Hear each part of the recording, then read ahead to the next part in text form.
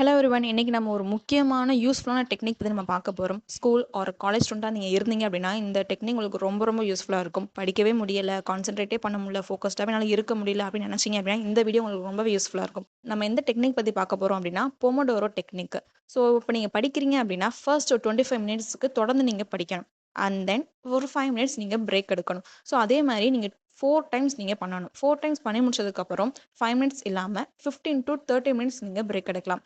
So இதான் வந்துட்டு Pomodoro technique. அந்த ஈச் 25 மினிட்ஸ் நீங்க படிக்கிறீங்களா, அந்த செஷனுக்கு தான் வந்துட்டு பொமோடோரோ அப்படின்னு சொல்றாங்க. இந்த டெக்னிக்கை கண்டுபிடிச்சவங்க யார் அப்படின்னா, பிரான்சிஸ்கோ 1980ஸ்ல வந்து கண்டுபிடிச்சாரு. அவரோட கிச்சன்ல ஒரு டொமேட்டோ ஷேப் ஒரு டைமர் ஒன்று வச்சிருப்பாரு. ஸோ அதை வச்சு தான் இந்த டெக்னிக்கு பொமோடோரோ டெக்னிக் அப்படின்னு சொல்லிட்டு கொண்டு வந்தாங்க. ஸோ இந்த டெக்னிக் யூஸ் பண்றதுனால கண்டிப்பா வந்துட்டு நம்ம ஒரு விஷயம் நம்ம பண்றோம் இல்லையா, ஒரு படிக்கிறதா இருக்கட்டும், ஒரு அசைன்மெண்ட் எழுதுறதா இருக்கட்டும், எந்த ஒரு டாஸ்க்னாலுமே நீங்க ஃபுல் ஃபோக்கஸ்டா நீங்க இருக்க முடியும். கான்சன்ட்ரேஷன் ஃபுல்லாவே இருக்கும் நம்மளுக்கு. நம்மளோட ப்ரொடக்டிவிட்டி, நம்மளோட மென்டல் ஃப்ரெஷ்னஸையுமே வந்து கண்டிப்பா இம்ப்ரூவ் பண்ண முடியும். அது மட்டும் இல்லாம, நம்ம ஒரு விஷயம் தள்ளி போடுவோம் இல்லையா? ஸோ ஒரு படிக்கிறதா இருக்கும். என்னால இப்ப படிக்க முடியல. நம்ம அப்புறமேட்டு நான் பார்த்துக்கிறேன்னு சொல்லிட்டு தள்ளி தள்ளி போட்டுட்டே இருப்போம் இல்லையா? ஸோ அந்த விஷயம் நம்ம முடிக்காமலே நம்ம போயிருவோம்.